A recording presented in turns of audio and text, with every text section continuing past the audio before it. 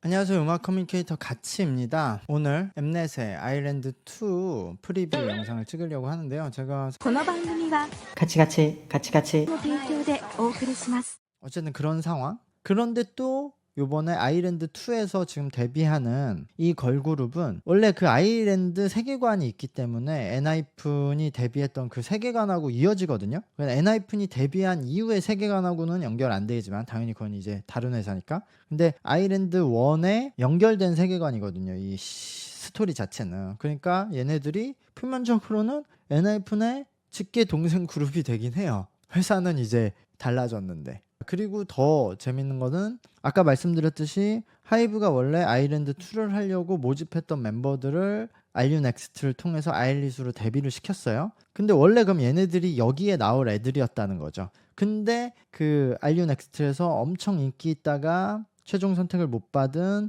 지민이라는 멤버가 그 이후에 지금 이 아일랜드 2에 나와서 이번에 나오거든요. 그러니까 걔는 원래 여기 나올 애가 알류넥스트 나갔다가 탈락하고 여기 나오는데, 사실 저는 그 지민이가 여기서 강력한 1위 후보고 최종 데뷔는 거의 할 거라고 생각을 합니다. 제가 알류넥스트 리뷰할 때도 지민이를 엄청 칭찬을 많이 했는데, 그 지민이가 어쨌든 알류넥스트에서 선택을 못 받은 그런 이유들이 본인은 그거를 납득을 했든 납득을 안 했든 그게 또 큰 동기부여가 돼서 이번에 더 잘할 거라고 생각을 하거든요. 어쨌든 그런 것들이 자극이 되고 생각은 해보게 되니까 지민이 자신이 내가 진짜 그런가? 하고 아니면 나는 안 그래 든지 어쨌든 의식을 하면서 하면은 그게 더 성장할 수 있는 길이라고 생각을 하고, 그래도 지민이가 무대에서 가지고 있는 큰 장점이 있고 이미 그 방송에서 엄청 많은 팬을 확보했기 때문에 잘 되지 않을까라고 생각은 합니다. 그래서 여기서는 데뷔를 할 수 있을 것 같은데, 특히 지금 데뷔한 아일릿의 반응이 엄청 좋기 때문에 지민이는 더 동기부여가 되겠죠.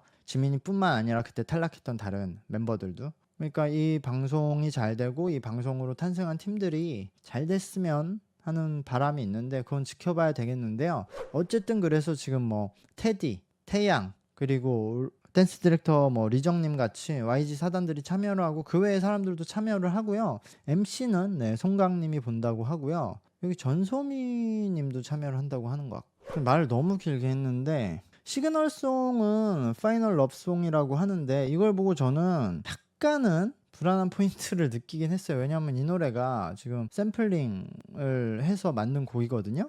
전체적으로 노래를 듣고 노래는 다 좋아하실 것 같고 잘 만들었다고 생각을 할 것 같은데, 이 샘플링을 하는 방식을 살펴보면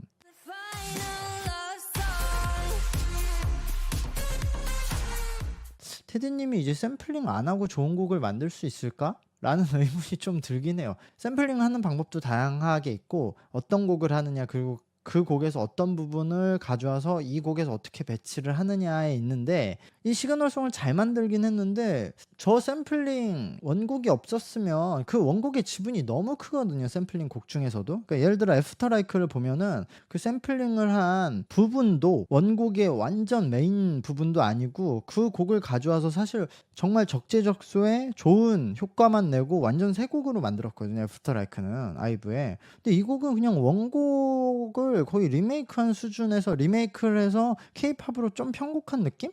샘플링이 다 했고 샘플링도 제일 강한 부분을 가져와서 그걸 엄청 많이 써요.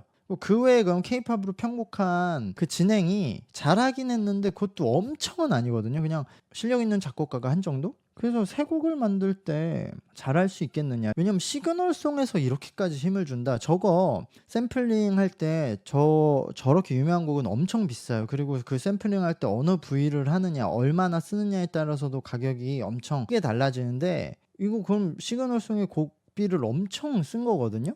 역대 이런 적이 없죠. 그러니까 시그널송에 돈을 많이 쓸 수 있는데 그 돈을 쓰는 방법이 돈 주고 샘플링을 사와서 할 만큼 중요했나? 아니 차라리 그 돈으로 자기가 멋진 새 곡을 만들지. 그래서 테디님이 샘플링 없이 좋은 곡을 만들 수 있을지, 그리고 굉장히 트렌디한 곡을 만들 수 있을지는 뭐 기대 반, 불안감 반으로 지켜봐야 될 것 같고요. 마지막으로 참가자들을 잠깐 살펴보면 어쨌든 웨이크원의 연습생들로 계약을 하고 나오는 거예요. 주요 참가자들을 보면 뭐 어디 나왔다 이런 멤버들이 있는데, 사실 엄청 유명한 애는 아까 말씀드린 방지민밖에 없어요. 알류넥스트 참가자. 방지민은 당시에 엄청 높은 순위였거든요. 그래서 알류넥스트는 팬 투표로 전부 뽑는 게 아니라 그 기획사의 선택으로 뽑아서 방지민이 선택을 못 받았지만 방지민이 투표 결과로는 데뷔를 하는 순위였어요. 아일릿으로. 그러니까 방지민이 여기서 제일 에이스고 얘는 저는 계속 1위 근처에 있다가 데뷔를 할 거라고 생각을 하고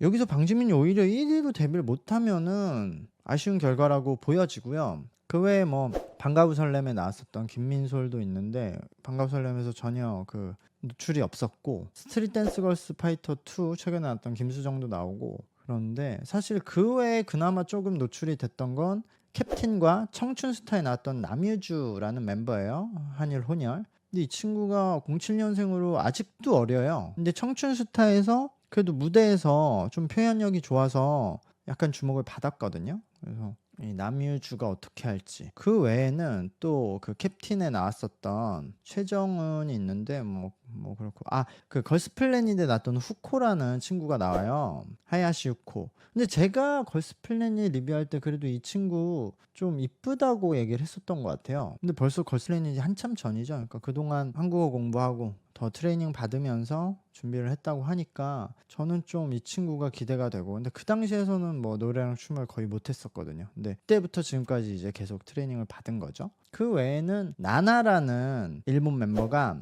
최근에 프로듀스 걸즈, 그러니까 프로듀스 재팬 시즌 3에 참가했던 멤버가 웨이컨하고 계약을 해서 여기로 왔어요. 이거는 패턴이 항상 있었던 패턴이에요. 일본에서 프로듀스 재팬이 끝나면 거기서 좀 인기를 얻고 가능성 있는 친구를 어차피 CJ에서 하는 거니까 CJ 연습생으로 한국 연습생으로 데려와서 한국에서 뭐 웨이크원 아이돌에 데뷔를 시킨다든지 한국 쪽 보이즈 플래닛에 참가를 시킨다든지 그런 방식을 계속 썼는데 그래서 제가 이번에도 그런 애들이 나올 거다 했는데 그 선택을 나나가 받았어요. 근데 이게 좀 의문인 게 어쨌든 이 시스템 자체가 성공을 하지 못했어요. 모든 멤버들이. 그 프로듀스 재팬 2에 나와서 어린 친구들을 묶어서 딕스틴이라는 팀을 일본에서 데뷔시켰는데 그 팀은 아직 계속 활동을 해야겠지만 어쨌든 별로 주목을 못 받고 있고 그때 데리고 와서 한국의 웨이크원에 히어원에 넣었던 멤버들이 있는데 이 멤버들은 프로듀스 재팬에서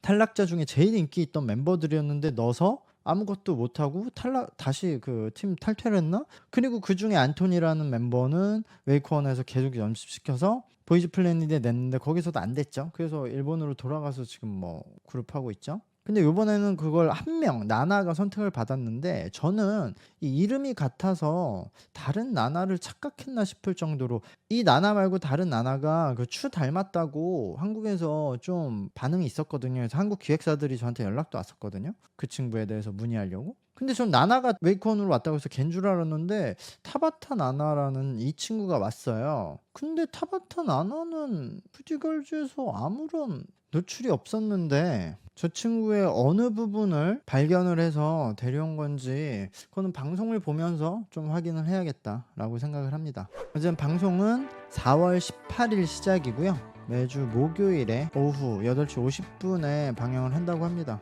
OTT는 티빙에서. 그래서 저는 4월 한 달은 또 이 아일랜드 2와 그 걸스 온 파이어죠. JTBC에서 하나 그 여성 보컬 그룹 만드는 서바이벌 그거랑 지금 트로트 한일 가와 그 세 개를 리뷰를 하지 않을까라고 생각이 되는데요. 네, 일본 갔다 와서 방송 1화부터 리뷰를 하도록 하겠습니다. 영상의 좋아요와 채널 구독 부탁드리고요.